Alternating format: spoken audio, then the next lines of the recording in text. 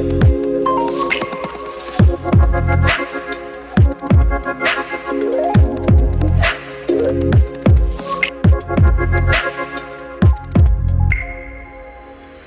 evening, dear viewers, and welcome back to the review program.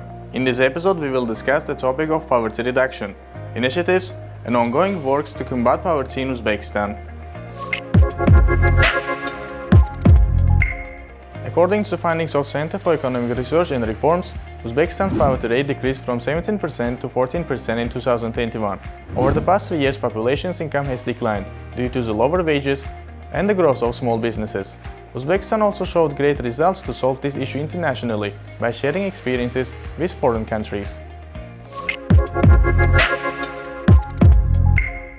According to calculations of the Center for Economic Research and Reforms, in 2021, wages accounted for 70.2% of the population's income, while profits from small businesses constituted 0.7%. By the end of 2023, these figures were changed to 62.7% and 2.9% respectively. Director of the Center, Obid Hakimov, outlined 6 main strategies to combat poverty: developing the private sector and entrepreneurship, generating employment, enhancing the social protection system, improving the quality of education and healthcare, and ensuring environmental safety. During the discussion, representatives from international organizations and offices offered their opinions and suggestions. Now, why is UNICEF concerned about this? Because our role is to position children at the center of all activities to reduce or to end or to eradicate poverty in this country. And the importance of having poverty studies is basically to establish the level of poverty. During the meeting, foreign experts and partners were briefed on the progress of a Mahalla system. Opinions and proposals were provided, focusing on enhancing the social protection system and facilitating the rational use of resources. Discussions also covered directing resources towards poverty alleviation programs. Recommendations were made regarding monitoring and evaluating the effectiveness of planned poverty reduction efforts. In 2023, poverty rate decreased from 14.1% to 11% in Uzbekistan. There remain several factors that contributed poverty rate decrease. First one is a stable economic growth. Second one is the increase of salaries. And the last one, employment opportunities. The country also plans to reduce poverty rate to 10% in 2024 as part of the Uzbekistan 2030 strategy.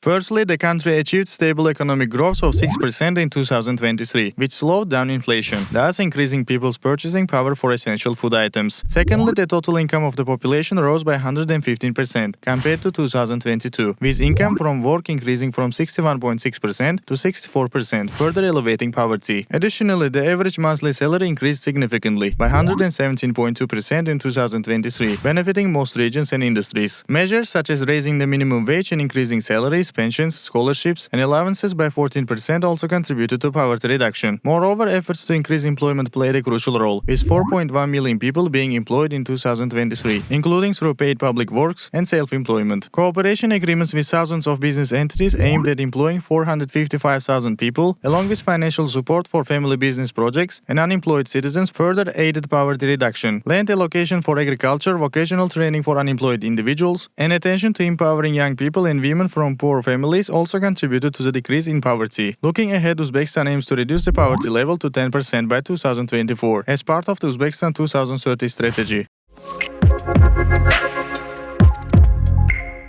Today, to further discuss our topic, we have invited a guest, Begzod Jalilov, an economist, resident mission of ADB in Uzbekistan. Hello, welcome to our program. Thank you for having me. So my first question is, in your opinion, what can cause poverty in the country? There are several reasons causing the poverty in a country. For example, in Uzbekistan, one of them is lack of jobs for potential, employees of companies or enterprises, and another reason might be lack of access to education facilities or healthcare facilities for the population. And the next might be also the age of particular person, or let's say breadwinner of a household. If that age is beyond like 40 or 50 years old, and the education level is below higher education, let's say secondary education, that might be a problem for that particular family or for that person to get jobs and get into we call this poverty trap. And also the household family size as well, because like for example, if you have 7 family members and with the elderly people and in addition to the kids, then it would be a bit difficult for the breadwinner to take care of the whole household. And then the average, let's say, consumption size of that particular family members may go below the, we call it poverty line. So that is determined by a certain methodology in Uzbekistan. So according to the latest data, poverty rate in Uzbekistan decreased from 17% to 14% in 2023. And Uzbek government is planning to reduce this rate to 11% in 2024. So my question is how the poverty rate can be measured? Well, there are different ways of measuring the poverty. So, well, internationally, one way I would just give an example would be so-called relative poverty. So that means you take just the consumption level or income level of a particular household or person, and compare it to we call it median or the most frequent wage, monthly wage of the members of the society, let's say of the community here in Uzbekistan, and then just take half of that wage, and then see if let's say a person earns below or more than that wage or not, half of that wage, right? So if it is below, then some countries, like not in Uzbekistan though, that I know is, like for example some states of Germany, for example, they stick to this measurement. And also there are some subjective ways of measuring the poverty. But in Uzbekistan, starting from 2021, the government adopted so-called minimum consumption basket, or let's say level of expenditure per month. That includes monthly spending on, let's say, essential food stuff.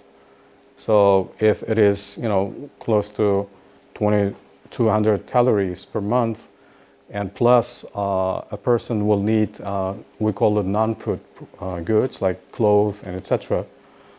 So that they include that cost as well, in addition to the services. Services meaning like for education, for healthcare, for transportation per month, how much that particular person spends. So, and they determine this threshold, and below this threshold, whoever's expenditure per month falls in, that person can be set, a low income person or person in poverty. So in your opinion, which sector should be promoted, developed in the country to reduce poverty? There's no silver or fixed solution or silver bullet to resolve this issue. It depends on the profile of the poor in the country. Like for example, in rural areas, if just take urban or rural poverty here in Uzbekistan, if you look at the profile, the key reasons why certain people are falling into poverty. One is, as I said before, there might be a lack of jobs in locality. Second, the household might be so large, and if you take the ratio of the household members who are earning or who are working and bring in some income over those people who are dependent on that person or on those individuals within the family, that's also essential, because you may have let's say 4 kids, they cannot work, and also you may have like elderly parents, they're not earning much income, and a person like a couple, let's say, they're gonna have to earn a large income not to fall the family, the line of the poverty that I just explained. If that is the case, and also if the poor has some limited access to, let's say, healthcare, education, so that they can develop their skills to adjust to the demand in the labor market, so that they can get jobs.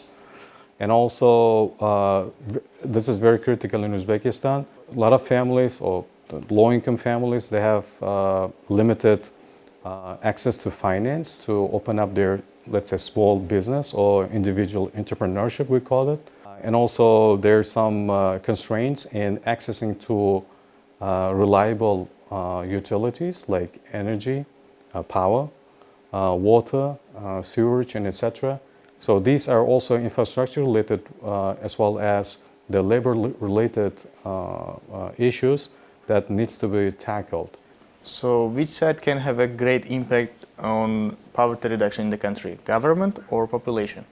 Well, this is a very tricky question because one cannot just take those two, let's say, institutions or players and then say one should do more than the other, because they have to act together.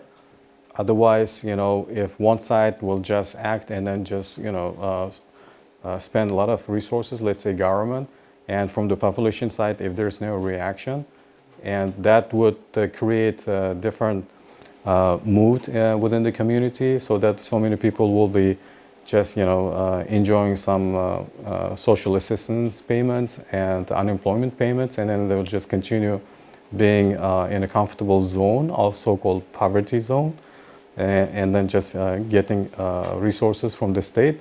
The best way, that's most of the policies are designed in Uzbekistan in such a way that the government triggers. The government, through certain policies, they nudge the population to act, to react to those measures of support, and further on take it up so that they can themselves get employed and earn some income for their families, and then just take the families themselves out of the poverty line.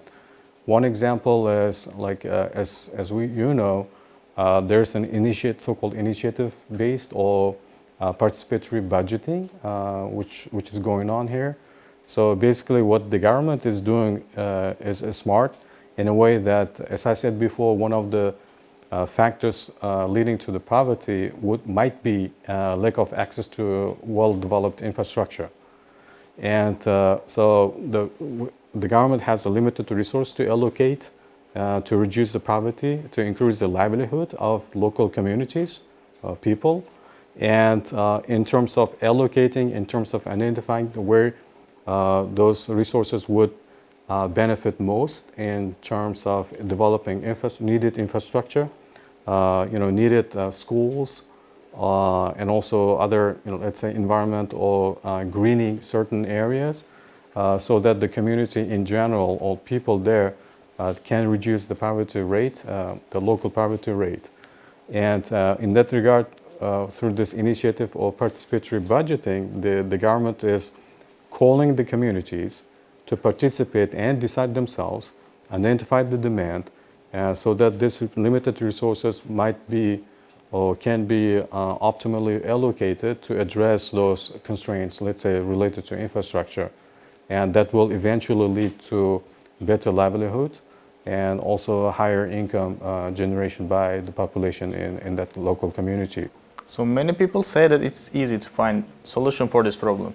Government should decrease the product prices and increase the salaries. Do you think it can help? It's a very interesting question, because most of the people, there's a misunderstanding of those dynamics, right? Like, you may work, you may get a job, but you may stay poor if the inflation is too high and your wages is not adjusted to the inflation. So basically, this low wages, it hurts, or high inflation hurts your pocket. In other words, it reduces, in economist term, reducing the purchasing power of individuals or households, right? So with a high inflation, if there's a high inflation, then of course you won't be able to buy much with your limited wages. even though, yes, it is important to contain inflation, to reduce inflation rate, but on the other hand, if even though you increase the wages, it doesn't mean that you reduce the poverty, because there are other, as I said before, there are different factors that drive the overall poverty in the country. As I said, it might be problem with the health. We may have some disabled members of the families, and this particular family cannot earn much, and they cannot be engaged in the labor market. That might be one of the reasons why that family depends on the social assistance from the state. So my final question is, as a resident mission of ADB in Uzbekistan, can you tell about the projects or initiatives that were successful here in Uzbekistan to reduce poverty rate? Because of the geopolitical situation back in 2022, and for that, the government came up with some very robust counter-cyclical measures to, first of all, to contain, remember, I was talking about the price hikes, inflation. So to contain inflation, given that there was a already high cost of imports for food, for equipment, for non-food goods like clothes, etc., coming from external markets to Uzbekistan. And given that there was an increasing cost, the government had to come up with some counter-cyclical measures. So they were just basically subsidizing food stuff, for example. And at the same time, they were just pushing reforms in the agriculture sector so that at least the wheat or cotton sectors can be more liberalized, and the price will not be dictated by the state. At the same time, there would be some competition in the market for food products. So for that, of course, those measures require some cost. And the government needed some funding for that from the budget. And we also, once again, we came up with another program to support the budget with about $500 million. And that was, successfully supported the government measures in 2022. And at the end of 2022, later on we found out that that also helped the government to reduce the poverty further. So these are very essential, critical interventions from ADB side to ensure that, even though there are a couple of exogenous shocks to the economy and to the society of Uzbekistan, we stood by Uzbekistan, and just with our projects and programs, we made sure that the reforms are continued, and at the same time, the poverty rate was more or less manageable or under control of the state. But there is another aspect that we have to consider. I think we have to also tell the audience. That's a growth rate of the economy. We got used to hear that Uzbekistan is having a very high growth or stable growth, let's say above 5% per year, which is fine. I totally agree.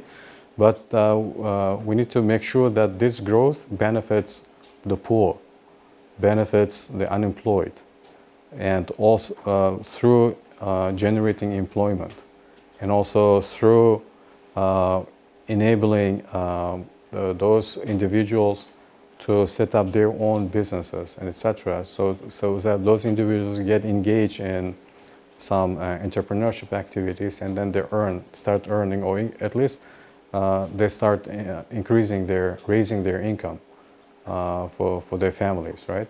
So this growth needs to be, in our jargon, in ADB language, we call it inclusive growth. That's very essential, because this inclusive and sustainable growth makes sure that the growth is benefited by almost all segments of the population, including the poor, and including disabled, and etc. So this is very critical. And also, if you have inclusive growth in the economy, it will also reduce the burden on the state budget to support, remember, social assistance programs I was explaining, in order to protect those vulnerable families or low-income families. And so you may ask how. That's because this inclusive growth should if it will generate employment, then those members of the poor families, they will start finding jobs especially in rural areas, and then they start earning money for the family. And with this, they will also start paying attention to the education and then invest in education for their kids. And as a family, they even in the medium term, let's say 5 or 10 years, the whole family can just exit the trap of poverty. That's a very critical support from the state through the economic growth. Thank you for your answers and dedicating your time for our program. It was a pleasure to talk with you. Thank you very much. Thanks for inviting. These were the main highlights of what Uzbekistan has done to reduce poverty rate and future works of the country. Thank you for watching. Don't miss review program every Sunday on UzReport TV.